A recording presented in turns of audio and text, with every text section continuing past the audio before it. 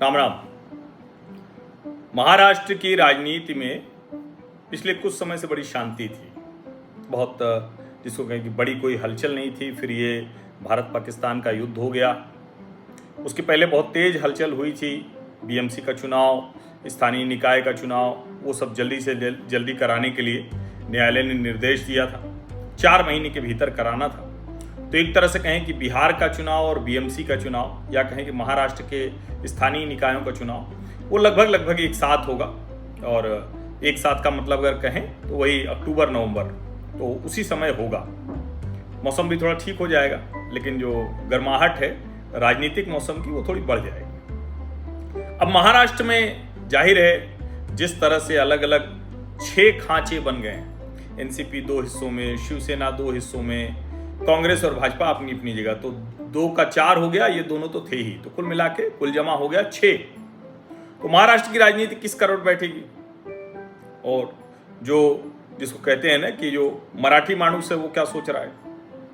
शिवसेना, जो अब कोई संदेह नहीं रह गया है कि एकनाथ शिंदे ने स्वयं की पार्टी को साबित कर दिया है, एक महाराष्ट्र की बाला साहब ठाकरे की जो शिवसैनिक वाली राजनीति है उसके एक दावेदार के तौर पर। अब उसमें कोई भ्रम नहीं रह गया है। लेकिन उससे इतर क्या है?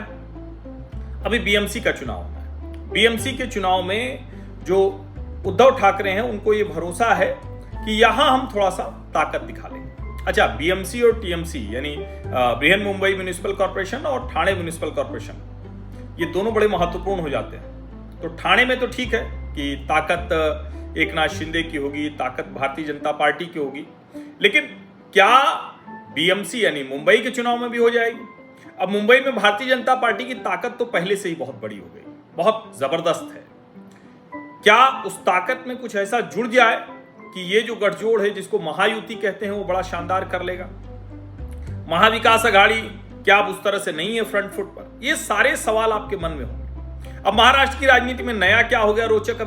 अभी अचानक एक दिन समाचार आया कि छगन भुजबल वो फिर से मंत्री बन गए। अब छगन भुजबल बड़े जबरदस्त नेता हैं, शानदार टाइप के नेता हैं, जो भी उनको जानते हैं कि सत्ता उनके बिना और वो सत्ता के बिना रह नहीं पाते हैं। बाला साहब ठाकरे के बड़ा विश्वस्त हुआ करते थे। और एक तरह से कहें कि बाला साहब ठाकरे ने वो जो लठमार डंडा चलाने वाले, थोड़ा आप कह सकते हैं कि गुंडागर्दी करने वाले, बाहुबल वाले जो शिव सैनिक तैयार किए थे, तो उसमें छगन भुजबल भी, जैसे नारायण राणे थे ना, वैसे ही छगन भुजबल। छगन भुजबल के साथ क्या है कि ये ओबीसी समाज से आते हैं, अन्य पिछड़ा वर्ग समाज से आते हैं। और आपको याद होगा कि जब मराठा आरक्षण की बात हो रही थी तो ये अकेले नेता थे जो पूरी ताकत से खड़े थे। अभी आजकल ये शरद पवार जी का साथ छोड़कर उनके भतीजे अजीत पवार के साथ हैं। अजीत पवार के साथ हैं तो अजीत पवार के साथ मंत्री भी बने थे। इस बार मंत्री नहीं बन पाए। उसी वक्त से सवाल था क्या होगा। छगन भुजबल ने साफ कहा कि मुझे तो मंत्री बनाना ही पड़ेगा।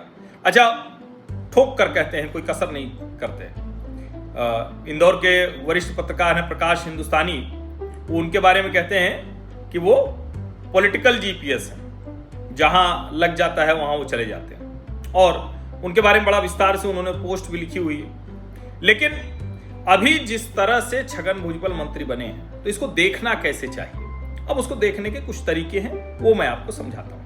एक तो ये कि चूंकि धनंजय मुंडे को मंत्री पद से हटाया गया था। धनंजय मुंडे ये वो जिनके अत्यंत नजदीकी गोपीनाथ मुंडे के ये भतीजे हैं और पंकजा मुंडे के भाई हुए, कजिन ब्रदर हुए, चचेरे भाई हुए। लेकिन चचेरे भाई से बड़ा झगड़ा बहुत तगड़ा है, वही राजनीतिक विरासत वाला। आपको ध्यान में होगा कि बीड में तो पंकजा मुंडे और उनकी बहन प्रीतम मुंडे वो प्रतिनिधित्व कर चुके हैं। हालांकि अब दोनों ही नहीं है वहां। अब जो है हार गई थी तो बड़ा वहां कुछ लोगों ने आत्महत्या कर ली थी, बड़ा मुंडे परिवार के साथ जुड़ा हुआ। तो अब पंकजा को मंत्री बनाया है विधान परिषद बना के भारतीय जनता पार्टी। धनंजय मुंडे के ऊपर बहुत गंभीर आरोप लगा। धनंजय मुंडे वही गुंडागर्दी, बाहुबल, वो वाले नेता हैं। धनंजय मुंडे अजित पवार के अति विश्वस्त। धनंजय मुंडे का एक नजदीकी सरपंच प्रधान, उसके ऊपर हत्या का गंभीर आरोप, बहुत बर्बर तरीके से हत्या की गई। उसके वीडियो आ गए, उसका सब कुछ आ गया, तब जाकर हटाना पड़ा, नहीं तो हटाने को तैयार नहीं थी। पहले लग रहा था कि मामला सब, लेकिन धनंजय मुंडे का हटाया जाना छगन भुजबल के लिए लॉटरी निकलने जैसा हुआ। क्योंकि अगर धनंजय मुंडे रहते तो शायद मुश्किल होता। हालांकि जब मंत्रिमंडल विस्तार हुआ था तो अजीत पवार ने बहुत स्पष्ट कहा था कि हम क्या कहते हैं उसको, असेसमेंट होता है ना कॉर्पोरेट वर्ल्ड में, तो पॉलिटिकल असेसमेंट करते रहेंगे और बदलाव भी होता रहेगा। देवेंद्र फडणवीस ने भी ये कहा। अब इसको देखें कैसे, ये ज्यादा महत्वपूर्ण है। एक तरह से जो महायुति है भारतीय जनता पार्टी की अगुवाई वाली शिवसेना और अजीत पवार वाली, छगन भुजबल के आने से जो ओबीसी वोट बैंक है, अन्य पिछड़ा वर्ग का जो समाज है, जो मतदाता समूह है, वो उनके नजदीक आएगा, ओबीसी समाज। और मैंने आपको बताया है कि बहुत जमकर वो लड़ाई लड़ते रहे जब मराठा आरक्षण की बात थी तब भी, तो ओबीसी नेताओं में मजबूत नेता के तौर पर ये दिखते हैं। उन्होंने बहुत साफ साफ कहा था कि अगर मराठा आरक्षण देना है तो गलती से भी ओबीसी हितों का कोई नुकसान नहीं होना चाहिए। अब भुजबल आ गए मंत्री बन के, तो मराठवाड़ा, उत्तर महाराष्ट्र और जो महाराष्ट्र के ग्रामीण इलाके हैं, वहां पर ओबीसी वोट बैंक को मजबूत करने में, इस महायुति के साथ लाने में थोड़ी सी मदद मिलेगी। अब दूसरे जो नेता हैं वो सब भी उस तरह से दिखेंगे। जाहिर है ये जो ओबीसी नेतृत्व साथ में आएगा तो उससे ओबीसी वोट बैंक उनके साथ साथ आ जाएगा। क्षेत्रीय पकड़ की बात करें तो जो मैंने कहा भी, पहले भी कहा कि नासिक है, मराठवाड़ा है, उत्तर महाराष्ट्र है, मुंबई, इन सब जगहों पर उनकी बड़ी पकड़ है। नासिक, मालेगांव और संभाजीनगर, ये जो बहुत संवेदनशील निकाय है, यहां पर भुजबल अगर जुड़ गए, ताकत लगा दी, तो थोड़ा असर हो सकता है। ऐसा नहीं कि उन्हीं के आने से सब होगा, लेकिन हाँ प्लस तो करेंगे ना, ये वैल्यू एडिशन करेंगे। जो स्थानीय स्तर का उनका नेटवर्क है वो बड़ा जबरदस्त है, अनुभव है। विशेष करके जब लोकल बॉडी इलेक्शन होते हैं तो ऐसे नेताओं का महत्व बढ़ जाता है। असेंबली और पार्लियामेंट्री इलेक्शन थोड़े दूसरे होते हैं, लेकिन जो लोकल बॉडी इलेक्शंस होते हैं तो लोकल बॉडी इलेक्शंस में ऐसे जो बाहुबल वाले नेता हैं, अनुभव वाले नेता हैं, वो थोड़ा सा ज्यादा मजबूती से काम करते हैं। अब जाहिर है ये पहले भी सरकारों में मंत्री रह चुके हैं, उप मुख्यमंत्री रहे हैं, तो उनकी एडमिनिस्ट्रेटिव पावर बहुत अच्छी है, समझ बहुत अच्छी है, लोग उनके पास बहुत हैं, तो देवेंद्र फडणवीस के लिए भी अच्छा हो जाएगा। अब हालांकि ताकतवर नेता कभी मुख्यमंत्री को कितना अच्छा लगता है, लेकिन ठीक है, दोनों के बीच में समझौता और उन सारी चीजों के लिहाज से ठीक होगा।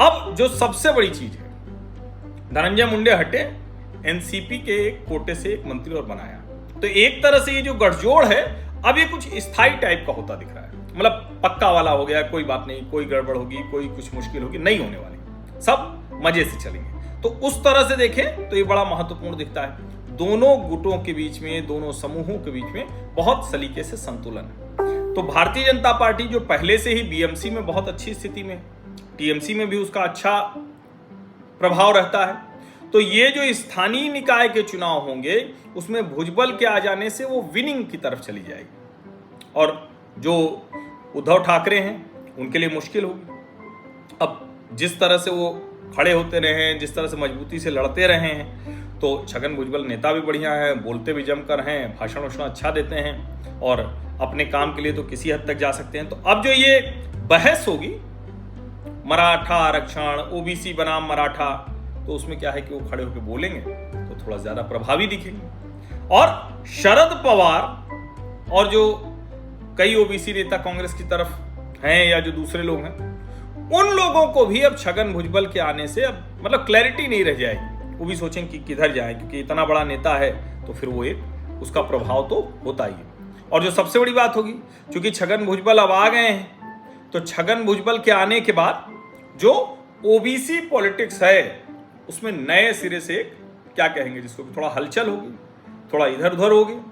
उस इधर उधर होने का भी लाभ महायुति को मिल सकता है।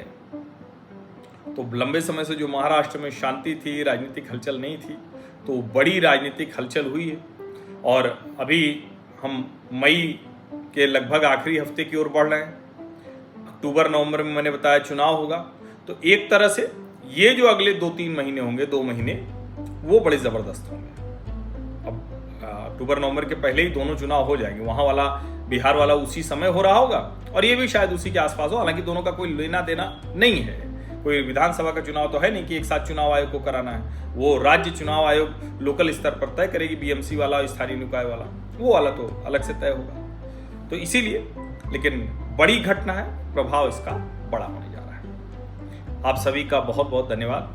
सब्सक्राइब अवश्य कर लीजिए, notification. There's no one in your contacts named लेकिन बड़ी खटू। नोटिफिकेशन वाली घंटी दबा दीजिए, लाइक का बटन दबा दीजिए, अधिक से अधिक लोगों तक इस वीडियो को